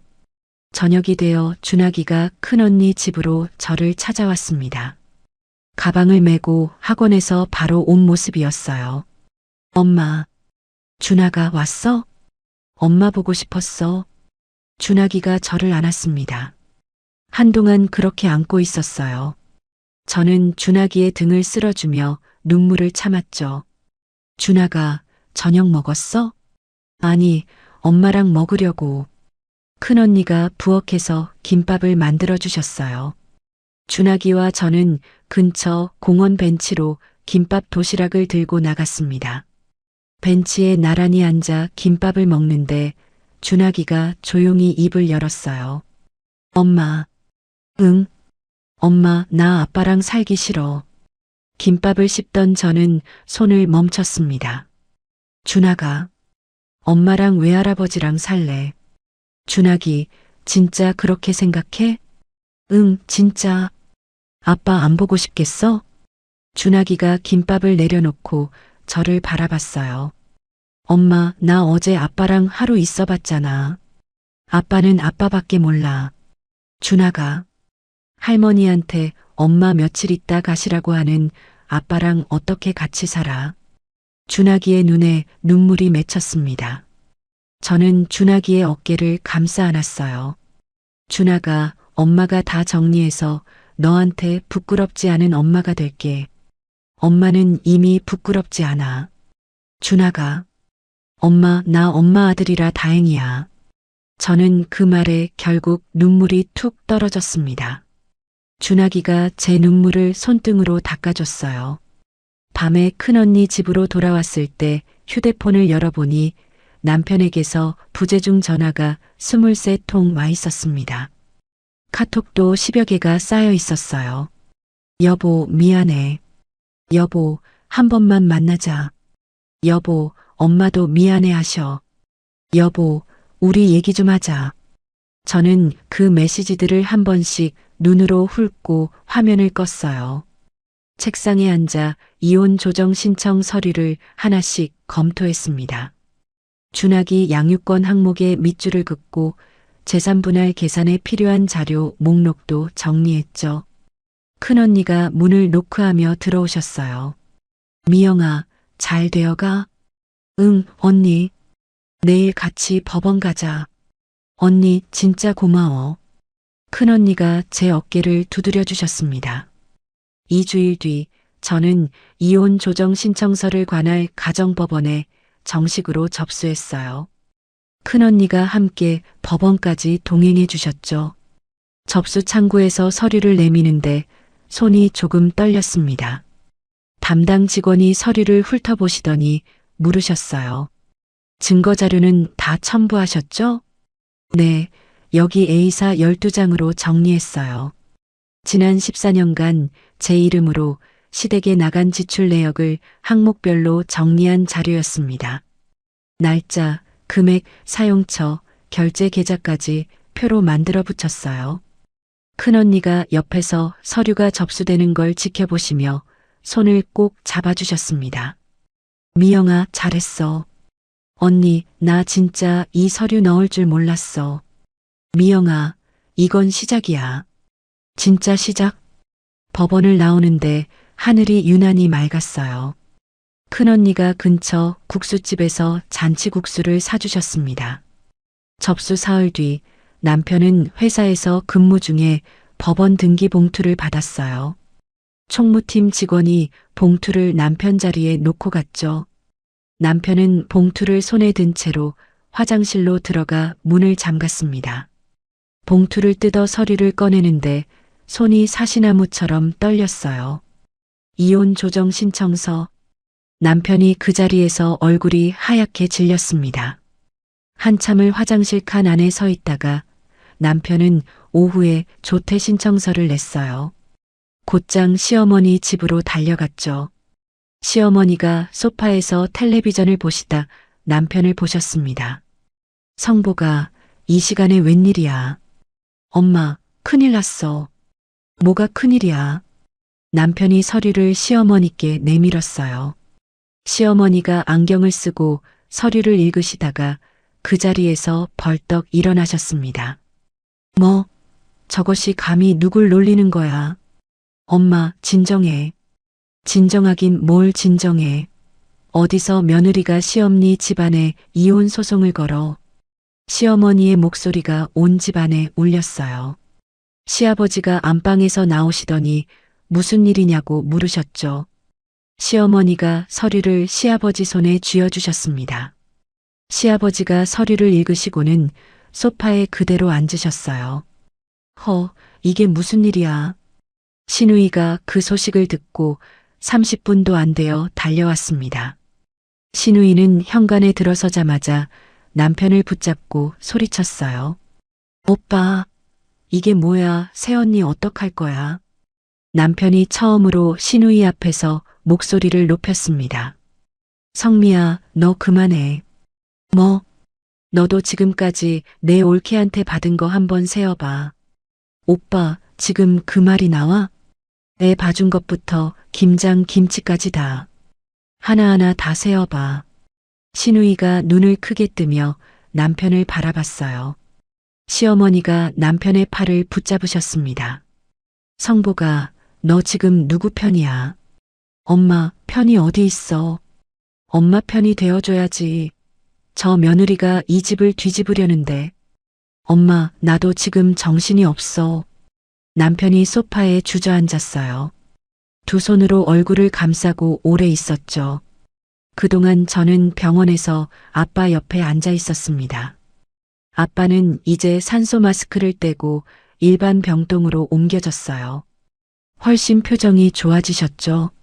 아빠, 죽 좀 드셔. 미영아, 아빠 이제 밥도 먹을 수 있대. 진짜?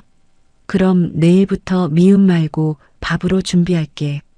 아빠가 웃으시며 고개를 끄덕이셨어요. 큰언니가 병실 문을 열고 들어오시며 말씀하셨습니다. 미영아, 급식실 김순옥 여사한테 전화 왔어. 김 여사님이? 저는 밖으로 나가 전화를 걸었어요. 여보세요, 언니.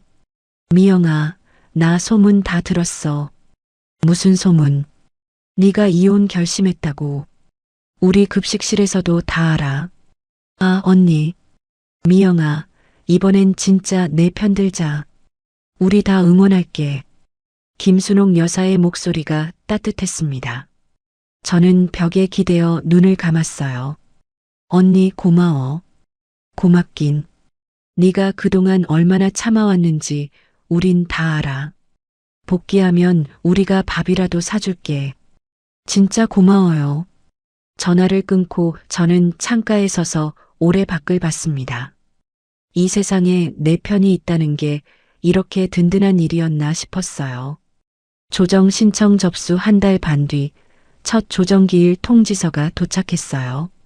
저는 큰언니와 함께 그동안 모아둔 자료를 시간순으로 파일에 정리했습니다. 카드 명세서, 통장 거래 내역, 시어머니 병원비 영수증, 시아버지 약감 영수증. 파일이 어른 손가락 3마디 정도 두께가 되었죠. 정리를 다 하고 나서 큰언니가 파일을 들어보시며 말씀하셨어요. 미영아, 이거 무게가 만만치 않네. 언니, 이게 내 14년이었어. 그러니까 조정 기일 당일 아침 저는 오랜만에 정장을 꺼내 입었습니다. 결혼식 이후로 딱 2번 입은 정장이었어요. 옷장에서 꺼내 다림질을 하는데 큰언니가 옆에서 도와주셨죠. 미영아, 오늘 잘할 수 있지? 잘해야지. 파이팅. 법원 앞에 도착하니 남편이 이미 서 있었어요. 눈이 퀭한 얼굴이었습니다. 며칠 사이에 살이 많이 빠진 것 같았죠. 남편이 저를 보자마자 다가왔어요. 여보, 우리 다시 얘기해보자. 여보라고 부르지 마. 미영아, 내 이름 부르지도 마.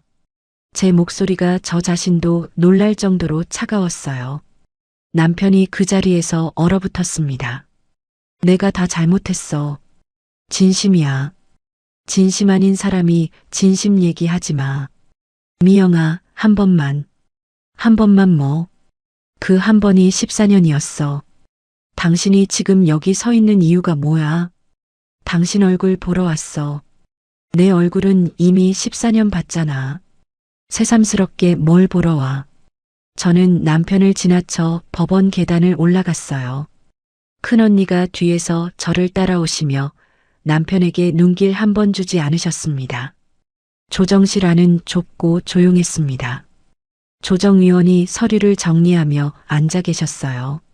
저와 남편이 마주 앉았고 조정위원이 안경을 쓰며 파일을 넘겨보셨죠. 파일을 한참 넘겨보시더니 조정위원이 고개를 드셨습니다. 이 정도 규모의 시댁 지원이 아내분 단독명의 계좌로 이루어졌다는 게 자료로 다 남아있네요. 남편이 고개를 숙였어요. 신랑분, 이 지출 항목에 대해 알고 계셨나요? 일부는 알고 있었습니다. 일부가 아니라 대부분이 아내분 명의로 나갔는데요. 몰랐습니다. 14년간 몰랐다는 게 어떻게 가능한지 저도 잘 모르겠네요. 조정위원의 목소리에 약간의 한숨이 섞였습니다. 남편이 두 손을 무릎에 얹고 아무 말도 하지 못했어요. 조정위원이 저를 향해 물으셨습니다. 아내분, 어떤 조건으로 조정을 원하시나요? 저는 준비해온 노트를 폈어요. 목소리가 떨리지 않게 천천히 말했습니다. 위자료는 크게 바라지 않아요. 다만 아들 준학이 양육권과 양육비, 그리고 지난 세월 제 이름으로 나간 시댁 지원금 중 일부를 재산 분할에 반영해 주세요. 양육비는 얼마 정도 생각하시나요? 매달 100만 원 정도요. 신랑분, 양육비에 대해서는 어떻게 생각하시나요? 남편이 고개를 들지 않은 채로 대답했어요. 받아들이겠습니다. 재산 분할에 대해서는요? 말씀하신 대로 하겠습니다. 조정위원이 서류에 뭔가를 적으시더니 저를 보셨습니다. 아내분, 신랑분이 이 정도로 순순히 받아들이는 경우는 드물어요. 신랑분, 정말 이 조건에 동의하시는 거죠? 네, 동의합니다. 조정위원이 서류를 넘기시며 고개를 끄덕이셨어요. 그럼 이 조건으로 조정 성립 처리하겠습니다. 조서에 서명하시면 됩니다. 저는 조서에 이름을 적었습니다. 옆에서 남편도 이름을 적었어요. 이름 3글자가 조서 위에 나란히 놓였습니다. 이 3글자가 14년 결혼을 정리하는 마침표라는 게 이상하게도 실감이 나지 않았어요. 조정이 끝나고 법원 밖으로 나오는데 남편이 저를 따라 나왔습니다. 미영아, 잠깐만. 엄마가 너무 미안해 하셔. 저는 걸음을 멈추고 남편을 돌아봤어요. 엄마가 한 번만 뵈러 오라고 하시는데 저는 남편을 오래 봤습니다. 이 사람이 정말 14년을 함께 산 사람인가 싶었어요. 어머님한테 죄송하다는 말은 나한테 하지 마. 미영아, 우리 아빠한테 하시라고 어머님한테 전해. 남편이 말문이 막힌 얼굴로 저를 봤습니다. 산소호흡기 달고 데려가라던 그 말, 우리 아빠가 아직 병원에 계셔. 그 말은 우리 아빠한테 한 거잖아. 어머님이 우리 아빠한테 직접 사과하시라고 해. 미영아, 엄마가 어떻게 해? 당신이 그때 그 말할 때 어머님이 옆에서 다 들으셨잖아. 어머님도 아무 말 안 하셨고 남편이 아무 대답도 하지 못했어요. 당신이 그 말 뱉을 때 어머님이 한 번이라도 말리셨으면 나 이러지 않았어. 그 집안이 다 그런 거야. 당신 하나만 그런 게 아니라. 남편이 고개를 떨궜습니다. 저는 돌아섰어요. 큰언니가 저를 팔짱 끼고 계단을 함께 내려갔습니다. 계단을 내려가면서 뒤를 한 번도 돌아보지 않았어요. 큰언니 차에 타서 안전벨트를 매는데 그제서야 손이 떨리기 시작했습니다. 언니, 응, 나 진짜 이혼했어. 응, 미영아. 어떻게 하지? 큰언니가 시동을 걸며 저를 힐끔 보셨어요. 미영아, 이제부터 시작이야. 저는 창밖을 보며 눈을 감았습니다. 법원 정문이 뒤로 멀어졌어요. 조정 성립으로부터 2달이 지났어요. 초가을에 선선한 바람이 부는 오후였습니다. 저는 큰언니, 작은언니, 막내 이모와 함께 병원 로비에 서 있었어요. 아빠가 오늘 퇴원하시는 날이었죠. 간호사가 휠체어를 밀며 아빠를 모시고 나오셨습니다. 아빠는 얼굴에 웃음을 띠고 계셨어요. 미영아, 아빠 이제 집에 간다. 응, 아빠. 이제 진짜 집이야. 작은 언니가 아빠 어깨에 얇은 담요를 덮어드렸어요. 막내 이모가 저를 힐끔 보시더니 어깨를 두드려 주셨습니다. 미영아, 잘했어. 이모, 뭐를요? 다 잘했어. 얘기 안 해도 이모는 알아. 병원 정문을 나서는데 아빠가 저를 올려다 보셨어요. 미영아. 응, 아빠. 고맙다. 아빠, 그런 말 마셔. 아빠 때문에 네가 얼마나 고생했니? 저는 아빠 손을 잡고 휠체어를 밀며 앞으로 걸어갔습니다. 큰언니가 뒤에서 조용히 웃으셨어요. 저는 아빠와 함께 살기로 결정한 병원 근처의 작은 투룸 빌라로 이사했습니다. 방 2개에 거실이 딸린 작은 집이었어요. 크지는 않았지만 햇빛이 잘 드는 남양집이었죠. 이사 첫날 준하기가 자기 방을 정리하며 방문 앞에 서서 저를 불렀습니다. 엄마. 응, 준하가. 엄마, 여기가 훨씬 좋아. 진짜? 응, 진짜. 준하기가 웃어 보였어요. 그 웃음이 예전 우리 집에서는 잘 볼 수 없던 웃음이었습니다. 저는 준하기의 등을 한번 쓸어주고 부엌으로 갔어요. 이사 다음 날 아침 초인종이 울렸습니다. 문을 열어보니 김순옥 여사가 반찬통을 잔뜩 들고 서 계셨어요. 뒤에는 급식실 동료들 3명이 함께 서 있었죠. 미영 씨, 우리 왔어. 언니, 이 사람들 뭐야? 뭐긴 집들이 하러 왔지.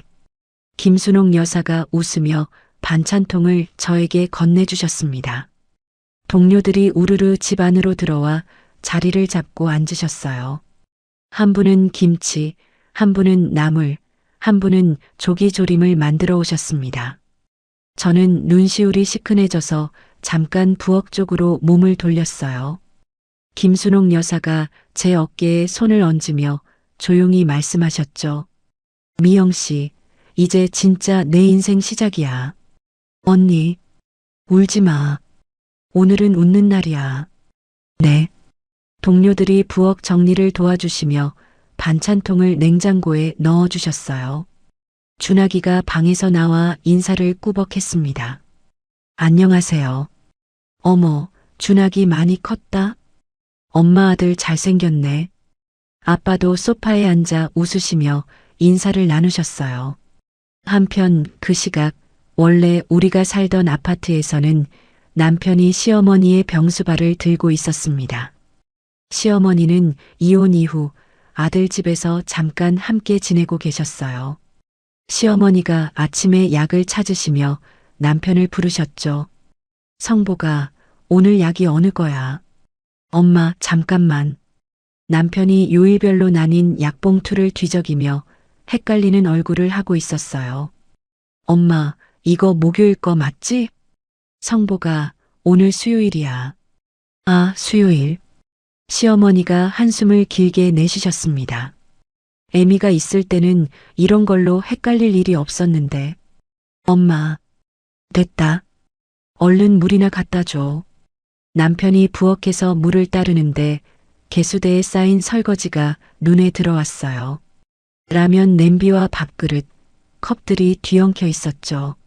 시어머니가 소파에 앉으시며 텔레비전을 켜셨습니다.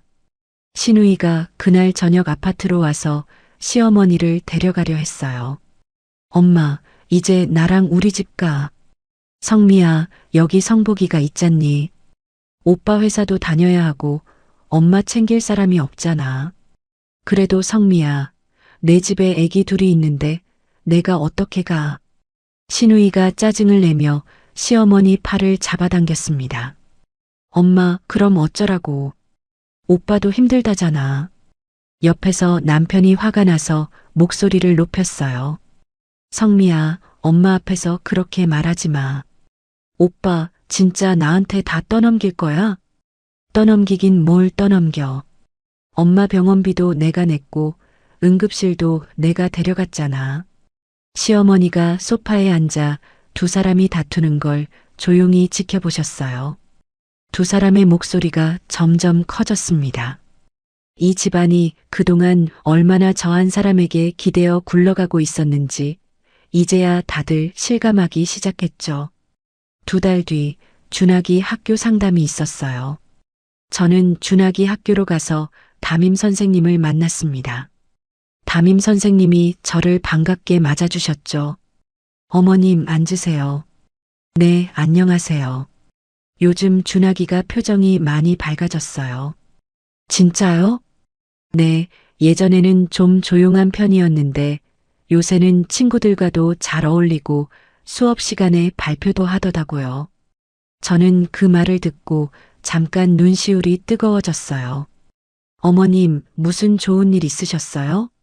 아니에요. 저희가 이사를 좀 해서요. 이사 잘하셨나 봐요. 아이가 확실히 좋아졌어요. 상담실을 나오는데 복도에서 준학이가 저를 기다리고 있었습니다. 엄마, 뭐래? 준학이 표정 밝아졌대. 진짜? 응, 진짜. 준학이가 부끄러운 듯 웃었어요. 엄마, 오늘 저녁 뭐야? 준학이 뭐 먹고 싶어? 외할아버지가 좋아하시는 갈치조림. 그럼 갈치조림 해줄게. 준학이가 제 팔짱을 끼고 나란히 걸어 나왔습니다. 어느 주말 오후 아빠와 함께 동네 공원을 산책했어요. 아빠는 이제 지팡이 없이도 천천히 걸으실 수 있었죠. 공원 벤치에 앉아 나뭇잎이 하나둘 떨어지는 걸 보고 있는데 아빠가 조용히 입을 여셨습니다. 미영아. 응, 아빠. 아빠가 다쳐서 미안했다. 아빠, 무슨 말이야. 근데 아빠 때문에 네가 이렇게 웃게 됐네. 저는 아빠의 손을 잡았어요. 주름진 손이 예전보다 훨씬 따뜻하게 느껴졌습니다. 아빠, 나 이제 진짜 웃어. 그래, 미영아. 아빠도 이제 새벽에 리어카 안 끌어도 돼. 아빠가 고개를 끄덕이시며 조용히 웃으셨어요. 바람이 부드럽게 우리 얼굴을 스쳤습니다. 며칠 뒤 저녁 휴대폰이 진동으로 울렸어요. 화면을 보니 남편에게서 카톡이 하나 와 있었습니다. 긴 사과문이었죠. 여보, 미안해. 진짜 미안해. 내가 그동안 얼마나 무심했는지 이제야 알았어.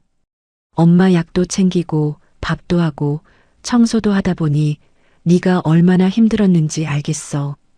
한 번만 다시 생각해 줄 수 없을까? 우리 처음부터 다시 시작하자. 저는 그 메시지를 처음부터 끝까지 다 읽었어요. 읽고 나서 잠시 창밖을 바라봤습니다. 밖은 이미 노을이 지고 있었죠. 저는 담담한 손길로 남편의 번호를 차단했어요. 차단하시겠습니까? 라는 창이 뜨더군요.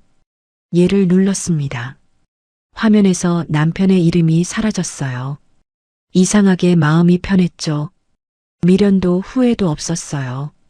그날 저녁 저는 새로 산 작은 식탁에 아빠와 준하기를 앉혔어요.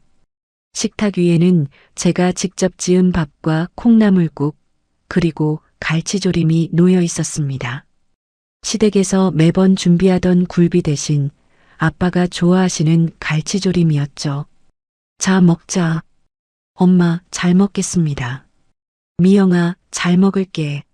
세 사람이 조용히 저녁을 먹기 시작했어요. 아빠가 갈치를 한 젓가락 드시고는 눈을 감으셨습니다. 미영아, 이거 진짜 맛있다. 아빠 많이 드셔. 준하기도 밥을 크게 한 숟갈 뜨며 웃었어요. 엄마, 진짜 맛있어. 천천히 먹어, 준하가. 창밖으로 노을이 지고 있었습니다. 주황빛 빛이 식탁 위로 부드럽게 쏟아졌어요.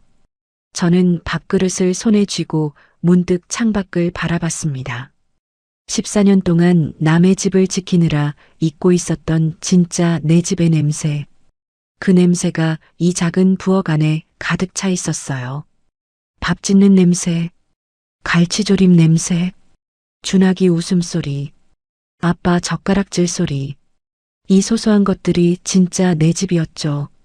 그리고 그 옛날 남편의 목소리가 잠깐 귓가에 스쳤습니다. 산소호흡기 달고 데려가라던 그 한마디. 그때는 심장이 얼음이 되던 그 말이 지금은 오히려 저를 살린 말이었어요. 그 한마디가 없었다면 저는 지금도 새벽 4시 40분에 일어나 남편의 와이셔츠를 다리고 있었을 겁니다. 지금도 시어머니 약봉투에 요일 표시를 매직으로 적고 있었을 거고요. 저는 밥을 한 숟갈 뜨며 조용히 웃었어요. 이제야 웃으며 인정할 수 있었습니다. 그 한마디가 저를 살렸다고요. 아빠가 저를 힐끔 보시더니 물으셨어요. 미영아, 뭘 그렇게 혼자 웃어? 아빠 아무것도 아니야. 밥이나 먹자. 응, 아빠. 준하기가 옆에서 저를 보며 씩 웃었어요. 세 사람은 그렇게 조용히 오래도록 저녁을 먹었습니다. 창밖으로는 노을이 완전히 저물어 밤이 되었어요. 부엌 형광등이 따뜻하게 우리 셋을 비추고 있었죠. 시청자 여러분, 지금까지 한미영 씨의 이야기를 들어주셔서 감사합니다. 새벽 4시 40분에 눈을 떠 남편 와이셔츠를 다리고 시어머니 약봉투에 요일을 매직으로 적어 넣던 그 손. 그 손이 14년 동안 붙잡고 있던 건 결혼 반지가 아니라 어쩌면 그래도 가족인데라는 5글자였는지도 모르겠어요. 친정아빠가 딸 부담될까봐 새벽에 폐지를 주우러 다니시는 동안 정작 그 딸은 남의 부모 약값을 감당하고 있었다는 사실. 이 이야기를 읽으면서 저는 그런 생각이 들었어요. 내가 놓지 않으면 아무도 대신 놓아주지 않는다는 것. 그리고 내가 손을 놓는 순간 그동안 내가 얼마나 무거운 걸 들고 있었는지 세상이 비로소 알아준다는 것. 여러분은 오늘 이 이야기 속 미영 씨에게 어떤 말을 건네주고 싶으신가요? 늦지 않아 다행이라고, 이제라도 갈치조림 냄새나는 집에서 편히 웃으시라고, 어떤 댓글이든 응원의 댓글 하나씩 부탁드릴게요. 오늘도 끝까지 시청해 주셔서 감사합니다. 여러분의 앞날에 항상 행운이 가득하길 바라겠습니다.